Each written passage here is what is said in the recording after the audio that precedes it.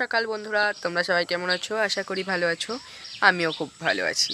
আজ আমি আবার একটা নতুন ভিডিও নিয়ে চলে এসেছি। আমি কিন্তু আগেই বলে রাখছি, আমি কিছুদিন ভিডিও দিতে পারবো না, কেননা সামনেই আছে আমার পরীক্ষা আজকে। তো আমি কালকেই কিছু বীজ লাগিয়েছিলাম, যে অনলাইনে অর্ডার দিয়েছিলাম কিছু বীজ, সেই বীজগুলো আজ লাগিয়ে দিয়েছিলাম। তো চলো কোনটায় কী বীজ লাগিয়েছি দেখানো যাক। আমি কিন্তু সব গাছের বীজের নাম জানি না গো। এই দেখো, এইটাতে লাগিয়েছি একটা, এইটা কিন্তু আমি একটা সানফ্লাওয়ার মানে সূর্যমুখীর বীজ লাগিয়েছি এখানে। আর এইটাতে একটা লাগিয়েছি ডালিয়া। আর এখানটাতেও একটা মানে কিছু একটা চিটি চিটির মতন বীজ ছিল, সেটাও লাগিয়ে দিয়েছি। এটাতেও কিছু বীজ লাগিয়েছি, মানে একটাতে এক ধরনের না, একটাতে অনেক ধরনের বীজ লাগিয়েছি।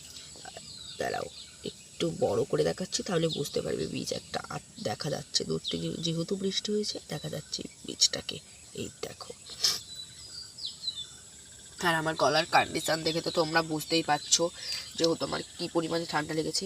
আর আমি আমার গাঁদা গাছগুলোতে কী ইউজ করি চলো বলা যাক। যেহেতু আমার গাঁদা গাছগুলো দেখো কতটুকু একটা প্লাস্টিকের কৌটোতে, দেখো কি দারুণ গ্রোথ হয়েছে আর প্রচুর পরিমাণে কুড়িয়ে এসেছে। এই দেখো, ভালোভাবে দেখতে পারলেই বুঝতে পারবে। আর আর এই বর্ষাকালের মধ্যে ভোরে ভোরে এমন একটা ফুল দেবে, এমন একটা গাছ হচ্ছে এই পর্তুলিকা গাছগুলো। দেখো কত কুড়ি, আর প্রচুর পরিমাণে ফুলও দেয়, কোনো যত্ন ছাড়াই এই গাছের ফুল পাওয়া যায়। শুধু